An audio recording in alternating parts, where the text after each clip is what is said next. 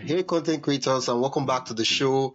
Are you feeling overwhelmed by your content workload, dreaming of scaling your business, but feeling held back by tech hurdles and budget constraints? Well, get ready to have your mind blown. Today, we'll be diving into the world of no code and AI, and how this game changing technology can empower creators like you to automate skill and years, and even work less while earning more. To guide us through this revelation, I'm thrilled to welcome Dan Hafner to the podcast. Did I get the name right? Yes, you did. Okay. Dan is a software developer, no code expert, and creator himself. He has his podcast called the Tech Bite. He helps business and now content creators build powerful apps and automate their workflows without writing a single line of code. He's the founder of Dapper mobile apps and host of, as I said earlier on, Tech Bites podcast. Dan is going to break down how you can leverage no code and AI to supercharge your content business, even if you are not tech savvy and you're on a tight budget. Dan, welcome. It's fantastic to have you. Yes, thank you so much for inviting me. This is gonna be really fun.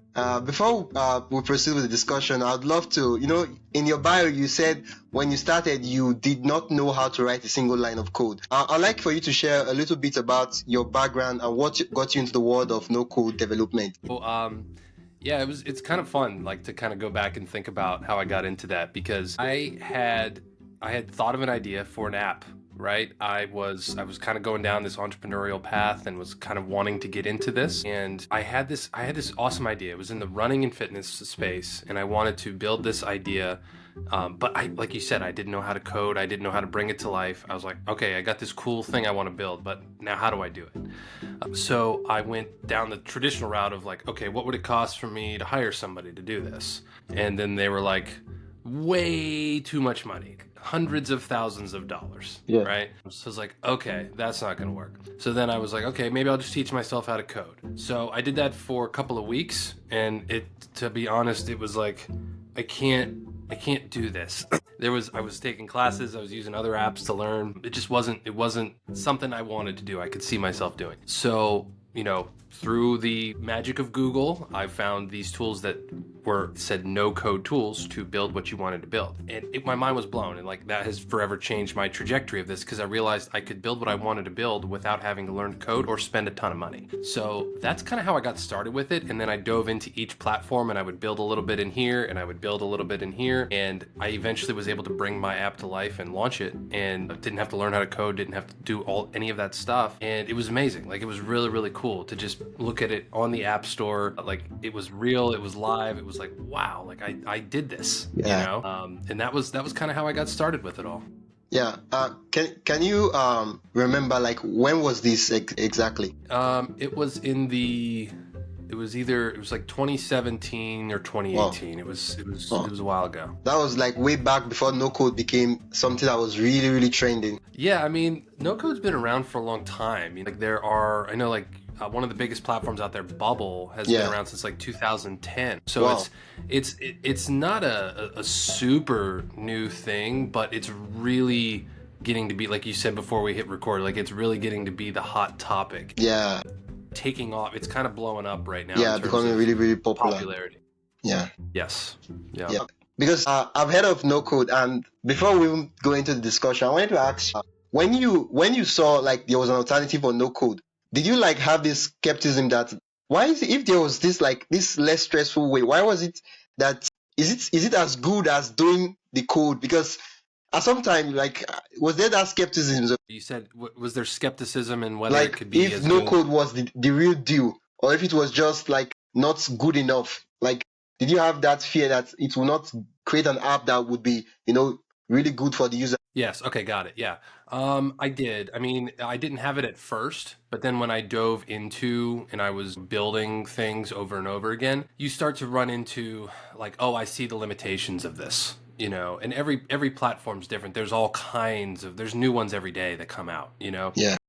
So that was kind of something that, it wasn't, I didn't realize the limitations until I got into it. And then I was like, this doesn't allow for whatever thing I was looking for, or I needed to have GPS access. And I was like, wow, this doesn't really have this. Or, it was really more feature based rather than like, because a lot of them are built with design in mind. Like, they're built to make things look nice and feel nice. And the UI and the UX is very clean and nice. But it's really the features that can be kind of like, well, this is not really working out sometimes. Now, granted, that was 6 or 7 years ago. Things have come a long way since then. Yeah. So there's a lot more. I was actually just on a call with another platform yesterday, kind of getting the ins and outs of what they do, and my mind was like blown. They have HIPAA compliance, they have SOC 2 compliance, government stuff that's available. Like you can, it's that was not a thing 5 years ago. Like that's a thing now. So yeah, it's just, it continues to blow my mind every single day. The more I learn about it, and the more I research it. Yeah, personally, I just feel that tech is moving like faster than it has ever moved. And you might just wake up and realize that, whoa, that stuff I was doing before, like that's like the old way. There is a better way in town. I've noticed that your focus seems to help content creators to build apps without code. Now, right now, of course, there are tech companies and big companies. So the question I have as a content creator, if there are tech companies that are building these technologies and everything, why should I, as a content creator, like my stuff is content creation, why should I bother thinking of no code and learn all those? Yeah, I mean, the reality is you're probably using that without even knowing it at this point, right? Like that's probably the reality. If you use tools like Descript, or we're even using Riverside to complete this, like this is a form of a no code thing, right? And the other cool thing about it is that inside of specifically content creation, the world of content creation is a very I don't want to say cutthroat, but it's a volume based world. You have to put out quantity and quality kind of at the same time with this kind of stuff. And that's very, very hard to do when you're just one person doing everything manually, right? So when you learn to leverage AI, when you learn to leverage these types of tools that can multiply your efforts, automate your efforts, or even delegate your efforts, I mean, what does that give you? That gives you such a time advantage. That gives you such a production advantage over so many other people, and so many other people who aren't doing this, that, I mean, if that's what you're after, I mean, that's kind of a no-brainer, you know? So yeah, like I think a lot of people are using tools kind of without even realizing it. And that's kind of the beauty, is you start to realize like, oh, like there's so many of these tools are built in such a way that they make it simple and easy for you to succeed if you still put in the work, if you still do these things. Like AI is not gonna replace all this stuff. You know, I'm sure you maybe have questions about that, but that's what I would say. Like it's a scalable model, it's a production model. There's so many. Your mind is the only barrier Limits. that you have to be able to. Yeah, exactly. Yeah, I feel like when it comes to this no code, I feel like, it's more like, if you've never let's say a BMW car or a red car, and the moment you start studying about red cars or BMW, you start noticing that you start seeing more of red cars. You're like, wow. So there have been red cars all around me. I feel that most of the no code tools out there, they don't have labels, so we don't really know if it's no code tools. It's until we start diving deep into the stuff that's when we're like, wow. So that's what I've been using. Yeah, yeah. You're absolutely right. Sorry, go ahead. Before we go into the meat of this episode and everything, I want us to like clear some misconceptions some persons have about no. Some of my audience will have about no code.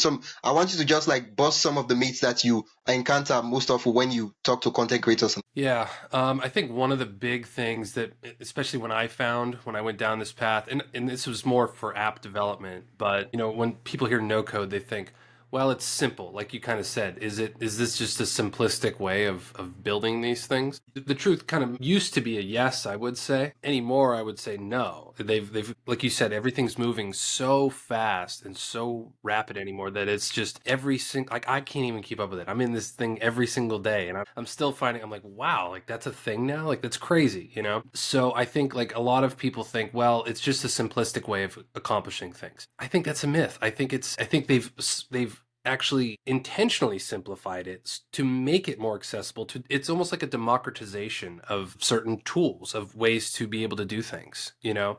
So I think that's one. I think the other one of the other myths that I come across a lot is, well, I don't really, with code I can own the code. With no code, it's like, Yeah. how can I scale with this? I don't own the actual thing, right? And that's a real thing, because there's a lot of, you know, platforms out there that you can't really say that you own the code for this particular thing that you're building, whether it's an app or a website or whatever. And content creation is actually a different thing, because if you have ChatGPT creating the content, does that content belong to them? Does it belong to you? Does it belong to your client? Does it belong? There's a lot of legal things that go on with that, and those are actually kind of getting resolved over, like, kind of as we speak now. Like, there's, at least here in the United States, there's a lot of legal actions that are kind of going to be able to give us clarity on that. Internationally, I don't know how all that's going to work out. The other thing to think about is that it still allows you to move faster, and you still own the idea, and you own the content, and you own, like, that intellectual property that surrounds whatever you're building, because that's originally from you. Like, that's something that you came up with, that you could still take. If that platform died, or they were like, nope, you can't have this anymore, you could still go over and do it over here. You know what I mean? Yeah, those are a couple of the big, myths that I see. There's a couple of more. But those are really, I think, kind of the things, and it really gives you such an advantage to a lot of things that you're doing. Yeah, like I've seen cases of companies that built with no code, and some of them they are like $1 million valuation at mint. And just with no code, it's like it's easier to get in the door and to test fast and see if it's good or not, instead of spending like a money and then. Yeah, I mean, we've even helped a couple of clients, who came to us just like in a hurry to get products out, because they had gone a traditional development route and it was just slow progress, wasn't working out, and we were able to get something up for them in, a matter of weeks or a couple of months. And it saved the day. It was like, wow, like they actually had something that was tangible, that was usable, instead of just like continually dumping money into something and not having anything to show for it. And then it's just such a cool thing to be like, wow, like you helped this come to life. Like, that's one of the exciting things I get to do.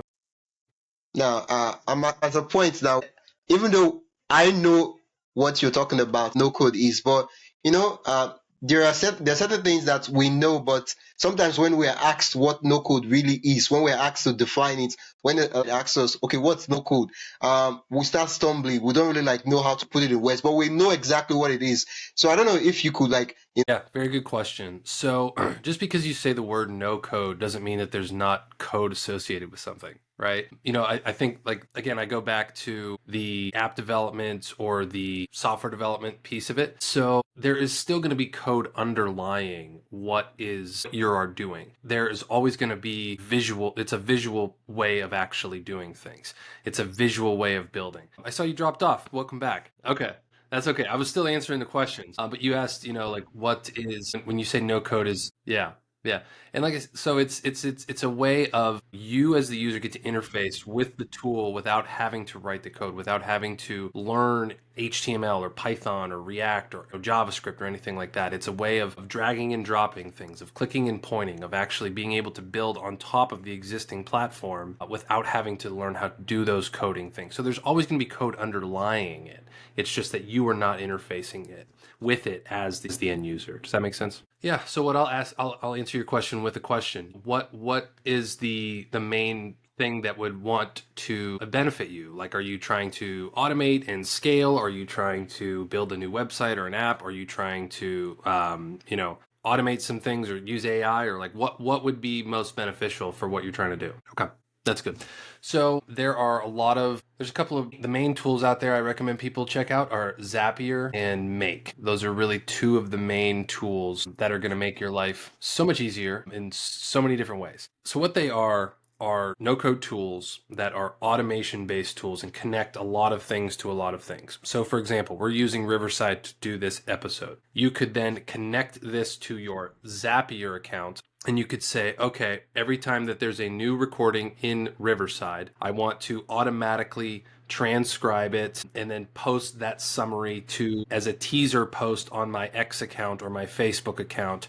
And then I also want to pull the clips out and post them on YouTube and do all these automatic things, and then write up a summary for me that is going to be to my email list, and do all these things that are automatically done as soon as you click finish. I think I just put together a podcast series in my own podcast called the No Code Advantage, which I just did a good episode on this, released today, so you guys can check that out. But it talks about all these different tools, all these different things, this process of what are you trying to accomplish. Just like I asked you, like, you're trying to automate, trying to build something new, what are you trying to do? Find the right tool that's going to be able to help you accomplish that. And then 3, dive in and actually map it out and then actually build it, right? So I think those are really, that's like kind of the 3-step process that I like to walk people through of how you can actually get started in this. Yes, so there's a tool I would recommend for you called Calendly. That is maybe you've heard of it or maybe you haven't. It is a calendar booking tool where you can do all of those things exactly like you said. You find a guest, someone like me, I can go on and book the time slot. There's an automatic confirmation email that sends. You can even embed like a Loom video or a quick like welcome message to say, hey, check out what I need from you, right? Then you could do reminders the day before. I think you sent those on your podcast as well. I remember getting the emails. And then the other cool thing is you can do follow-up emails, and you could say, hey, 24 hours after the interview, send this email. 48 hours after the interview, or 72 hours or whatever, another thank you email, or, anything else that you would need from me, like a headshot or a description or anything like that, to notify of, like, this is what I do for my podcast, is I have an automation that says when I'm ready to schedule my podcast post, there's an email that's going to go out, and it includes the host's name, the go live date, the link to their episode, and the headshot and the thumbnail for it. Right? And then it sends that to them 24 hours before the episode goes live, so that they have everything that they need to share it, to help promote it, and do those types of things. So map out the flow that you want, and then find the tool to build it. Yeah, it's a good question. I heard one of my mentors told me a couple of months ago, he said, AI is basically going to be no code in the next 5 years, 5 to 10 years. And that's pretty incredible when you think about it, because, in a lot of these tools, you'll see that they have AI embedding into that. Riverside has this as well, right? When you're ready to post things, you can get an AI transcript, or it can do AI audio editing for you. You just click a button and boom, it just does it for you, right? So I think a lot of these tools are starting to just embed and come with AI baked into them, which is even more incredible, because it used to be you'd have to figure things out. So for example, with the apps and the software that we build, you would start from scratch. You would just say, okay, here's my design, here's my ideas, I need to go design it, I need to build it, I need to put it all together. I mentioned the tool Bubble earlier. They now have an AI piece where when you're starting your app, you just type in a prompt like you would ChatGPT. You say, I need an app that does A, B, C, D, and then boom, it spits out the designs for you that you can then start with, right? So it's helping you do a lot of the work that we're already like trying to do. What was that? Okay, you were quoting your mentor when you said your mentor talked something about AI and something like that before I cut you off. Yeah, so what I was talking about was kind of how like it's very baked into a lot of the tools that are out there. I know like MailChimp's doing things like this. Hey, I need to write an email, and then there's,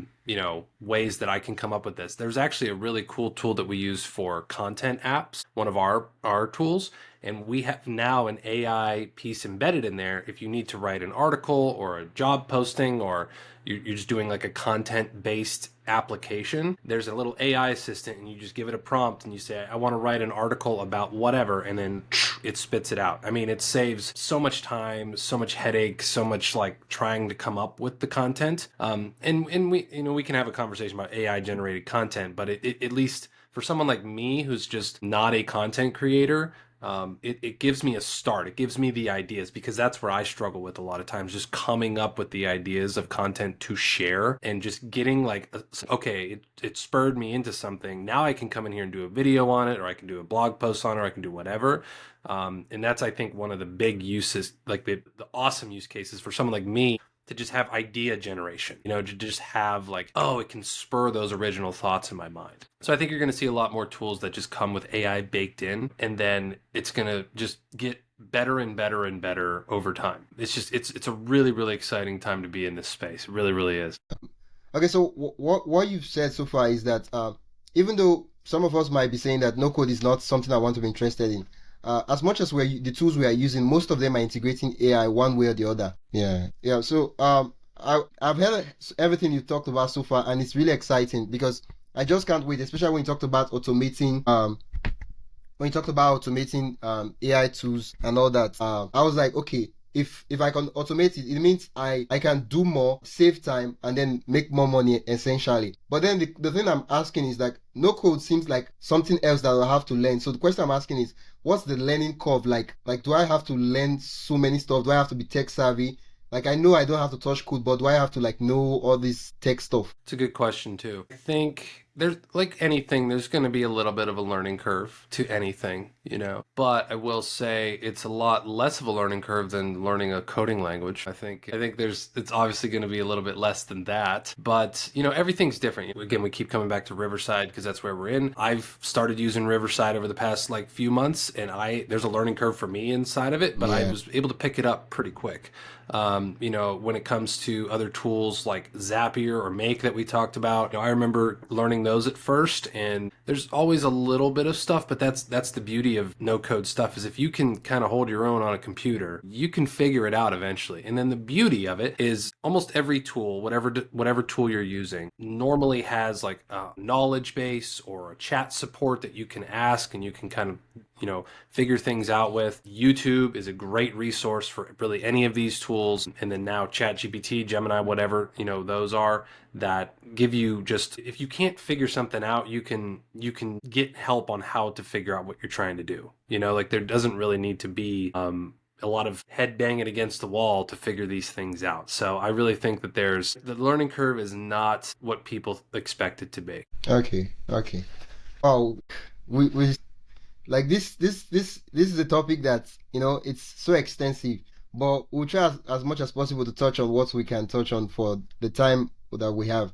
Now, for talked about repetitive tasks and how content creators can establish work-life balance by putting out some automating some repetitive tasks. So in your own experience, what would you say is like the most common repetitive tasks that content creators can automate today? Okay, I'll say that again. What are the most common repetitive tasks that content creators can automate starting now? Yes, very good question. I think just what you were saying was scheduling things, I think is one of the most common pieces to this. There's lots of tools out there. I think there's one, it's called, what's it called? Jasper, the Copy Yeah, AI, yeah, ChatGPT, all these yeah, different things that can help with those things. There's actually a really cool tool called Opus Clip now where you can really yeah, like yeah, you can do a lot of things like that. I think so. Repurposing is a very common tool, scheduling, and then even idea generation. Like I've learned something recently that one person does is use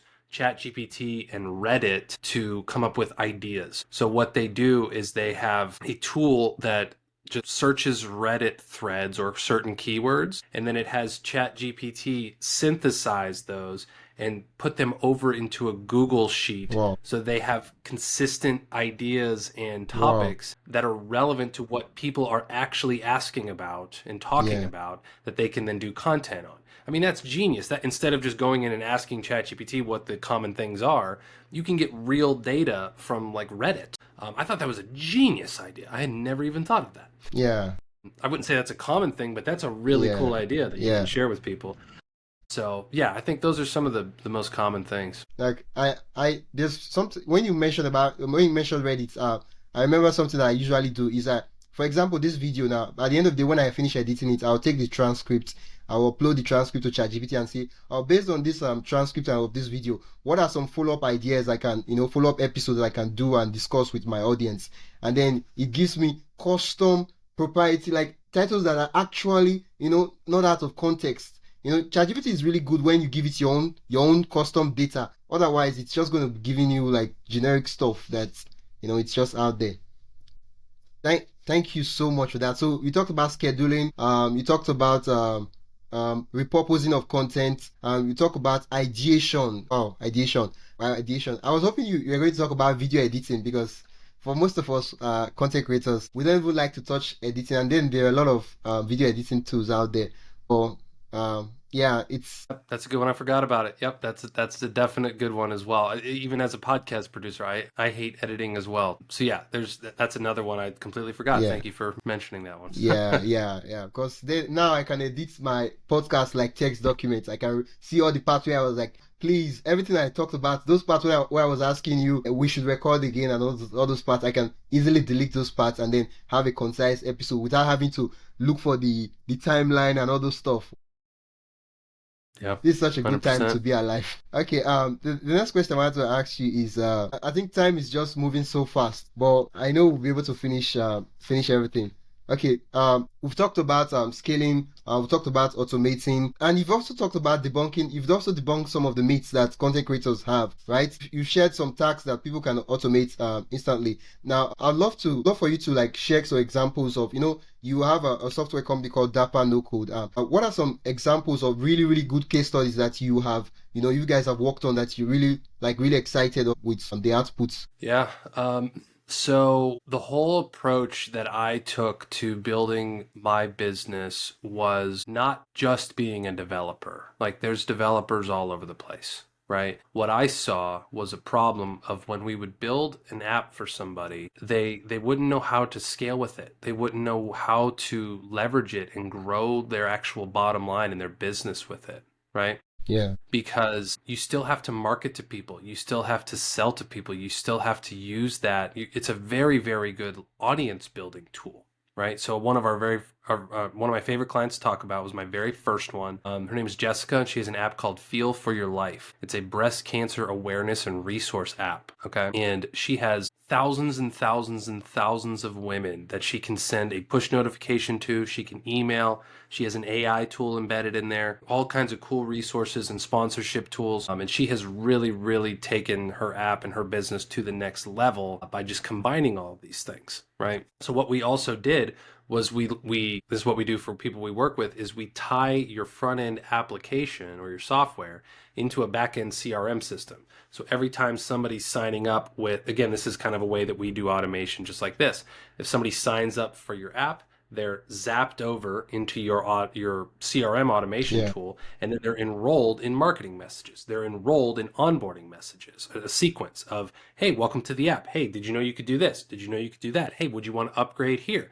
Hey, all these different things. And you can even do text messaging and things like that too. So, we've built a lot of like an entire ecosystem for people. So it's like, hey, I just need you to build me this thing. It's like, okay, that's great. But we can also give you all this other stuff that you're going to find out you need eventually. Right? Yeah. So I would encourage, people who are content creators, think about that in terms of your business. If you have a content creation business, you're a freelancer, whatever, how can you be more than just a content creator? How can you also provide people this service that they're going to ask for eventually anyway? How can you provide, like, go deeper, like the iceberg method, right? Like there's 10% of it up here and 90% of the iceberg's below water. Right? Yeah. Like what can you do to provide different things, to automate different things, to look like you are just like the solution provider for them? I would encourage people to think about that, because once I did that, I was able to charge a lot more money. I was able to get a lot more clients, and I was able to have a lot deeper relationships with them because everything is just in their ecosystem.